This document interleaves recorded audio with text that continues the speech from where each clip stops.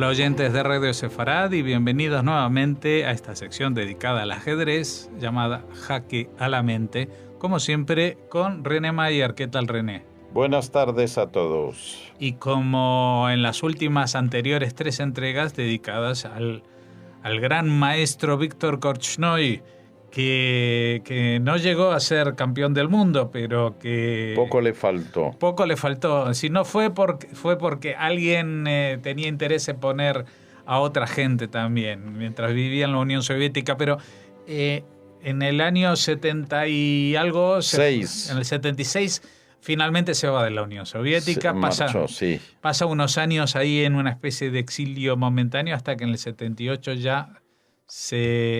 ¿Dónde se asentó? Se asentó al final en Suiza. En Suiza. Pasando por Holanda, etcétera, ya lo vimos. Uh-huh. Y el problema es que tenía el hijo todavía en la Unión Soviética y la mujer también. Uh-huh. Con lo cual no estaba del todo libre. No podía decir todo lo que quería decir. Bueno, o podía decirlo, pero contra represalias, Uh-huh. porque eran tan ecuánimes los soviéticos que utilizaban cualquier método para apretar la tuerca. Uh-huh. Para reeducar se llamaba entonces. Sí. Bueno, pues habíamos dejado a Korchnoi cuando ya estaba a punto de disputar los ciclos que le llevarían a su primer campeonato mundial. Uh-huh. Y este ciclo se desarrolló del 76 al 78. Al principio, los soviéticos no querían que se presentase porque era un defector, como decían, un huido. Pero después Max Heuvel, que era presidente el holandés, que era presidente de la Federación Internacional, defendió la participación de Korchnoi en los candidatos, quiero decir, y tenía que jugar contra 3 candidatos. El primero era Petrosian. Ya empezamos. Campeón del mundo a finales de los 60, Uh-huh. y lo derrotó por 6,5 a 5,5 en Chioco, en Italia. Y después le tocó jugar contra Lev Polugayevsky, a quien conocemos, y otra vez en Evian, Francia, lo ganó Uh-huh. por 8,5 a 4,5, una victoria bastante abultada. Y por fin le tocó enfrentarse a Spassky, que era la estrella emergente. Era la estrella emergente en Belgrado, y empezó ganando 5 partidas y 5 tablas. Uh-huh. Era a 18 partidas. Entonces parecía estar esto ya finiquitado, cuando perdió 4 partidas consecutivas. Korchnoi. ¿Pero qué pasó? ¿Le dijeron algo al oído? Reaccionó Spassky, que era un jugador muy peligroso, y desde luego, pero al final Korchnoi por la mínima logró ganar y ganó el derecho a enfrentarse a Karpov. Uh-huh. Entonces ganó 10,5 a 7,5 al final el match, y porque hubo varias tablas además, en fin. El campeonato mundial del 78, que se disputó en Baguio, en Filipinas, es el más conocido de todos los campeonatos mundiales. No tanto por la calidad del juego, sino por las circunstancias que rodearon dicho evento. Uh-huh. Pues se enfrentaban un soviético y un ex-soviético. Sí, y hubo de todo ahí. Era lo que... Guerra Fría. Guerra psicológica, guerra fría tremenda. Pues podemos dar muchos... Son muy conocidos los datos, pero vale la pena recordarlo porque Uh-huh. eso sí que entra dentro de la guerra psicológica más aguda que ha existido. pues empezó el match, y ya hubo protestas para las banderas. Claro, porque estaban los dos con la de la Unión Sí. Soviética. Sí, bueno, entonces uno no quería, Karpov protestó, el otro que todavía no tenía bandera, bueno, creo que tenía una bandera patria, no recuerdo muy bien las circunstancias al final. Bueno, eso fue el primer enfrentamiento verbal. Segundo, los soviéticos trajeron a un hipnótico, un hipnotizador. Un mentalista, ¿no? Un mentalista que fijaba duramente a Korchnoi, y entonces Korchnoi se sentía lo como ponía nervioso. un minusválido, entonces contraatacó trayendo a miembros de yogis de la secta Ananda, vestidos de naranja, que se sentaron en la primera fila para contrapesar la influencia nefasta del hipnotizador soviético. O sea que hubo una guerra parapsicológica. Sí, pero ahí no terminó el enfrentamiento, porque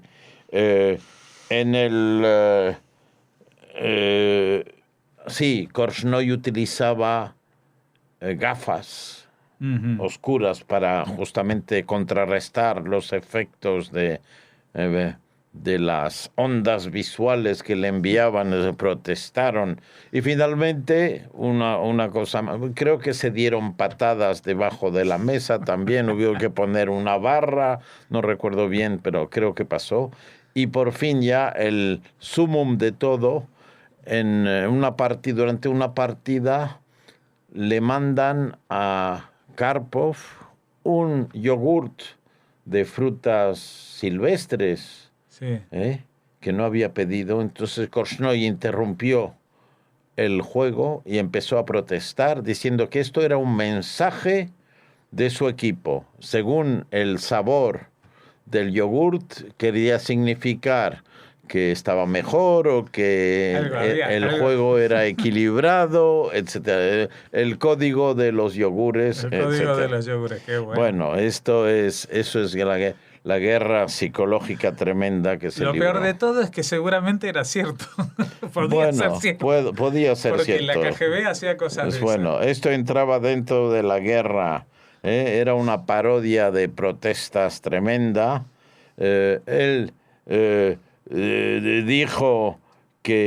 dijeron que esto era una parodia, pero la gente lo tomó muy en serio, en fin, bueno. En la calidad de juego, como hemos dicho, no llegó al nivel de la guerra psicológica, la guerra sobre el tablero. Porque el match iría al primer jugador que ganaría 6 partidas. No contaban las tablas, los empates. Después de 17 partidas, Karpov se imponía por 4-1. Había ganado 4 y Korchnoi solo 1. Y lo demás tablas, es decir, las 12 restantes tablas. Korchnoi ganó la 21, pero Karpov ganó la 27. Y ya queda un 5-2. Entonces, sí, con 5-2 estaba al borde de la victoria, pero Korchnoi el terrible, sacó fuerza de flaqueza y ganó 3 partidas seguidas. 5-5. Bueno, sí, y 1 tablas en las siguientes 4. Entonces estaban ahí, igualaron a 5-5 después de 31 partidas. Sin embargo, Karpov ganó la siguiente. Y ahí se acabó. Y ganó el match por 6-5 con 21 tablas. De las 30. Entonces, esta es la historia. Es una guerra realmente tremenda. Entonces, pasamos al segundo campeonato del mundo seguido, porque es cuando Korchnoi era más fuerte. Después ya veremos que bajó. Perdió fuelle, normal, porque es que esto desgasta, averiguar de qué sabor es el yogurt, consume mucha energía. Y jugar 31 partidas contra Karpov, me imagino que no era fácil. Entonces, En el otro, el match, hubo también match de candidatos antes del campeonato, el ciclo de candidatos, y también Korchnoi ahí se brilló, se clasificó. Derrotó una vez más a Petrosian, 5,5 a 3,5. Después le tocó Polugajewski otra vez, que derrotó tremendamente, y por fin le tocaba jugar contra el gran maestro alemán Robert Hübner, que es un famoso egiptólogo. Ajá. Y se retiró del match cuando ya iba perdiendo 4,5 a 3,5, así que le tocó volver a disputar un campeonato mundial con Karpov.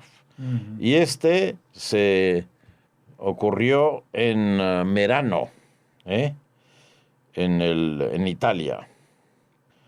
Entonces, bueno, este match también fue pero le pegó un varapalo. Esta vez Karpov vino más fuerte. Ya vino más fuerte y le pegó una, ¿cómo se dice? Una paliza. Una paliza o una hostia en términos de iglesias.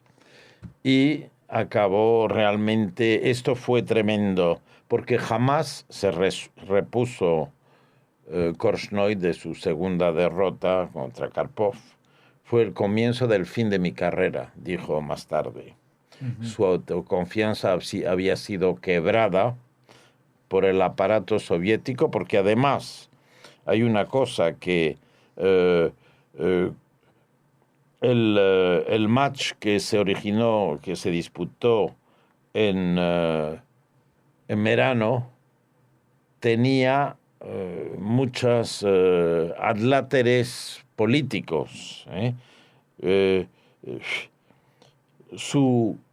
Se le habían prometido al hijo que lo dejarían ir después del match, pero le retiraron su pasaporte y lo alistaron en el ejército soviético. Uh-huh. Y cuando se negó, bueno, lo mandaron no sé dónde, por no querer alistarse.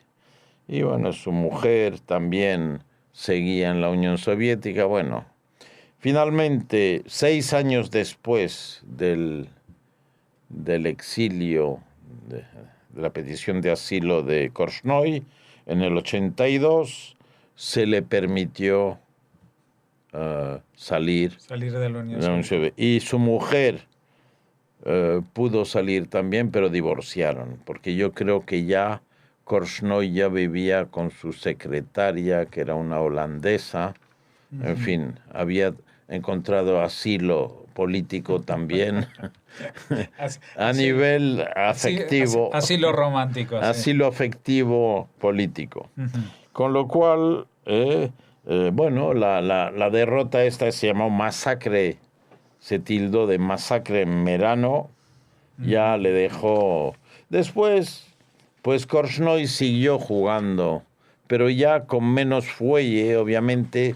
Tuvo altibajos, aunque era un contrincante un rival muy duro de vencer, pero claro, no para alcanzar ya, bueno, jugó otro match de candidatos y además, bueno, tuvo que jugar con Spassky, el match de candidatos del 84. Lo que pasa es que Spassky en la fase previa no quiso viajar, tenía que disputarse en Pasadena, en California, y los soviéticos no querían mandar a Spassky ahí, así que ganó por ausencia, por incomparecencia, pero después hubo Raymond King, que era un gran maestro inglés, recogió fondos y tal, se disputó finalmente el match,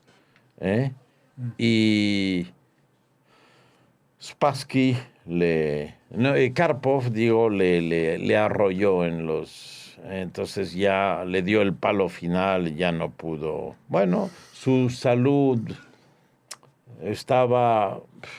tenía mucha energía todavía, pero en diciembre del 2012 sufrió un ataque cardíaco,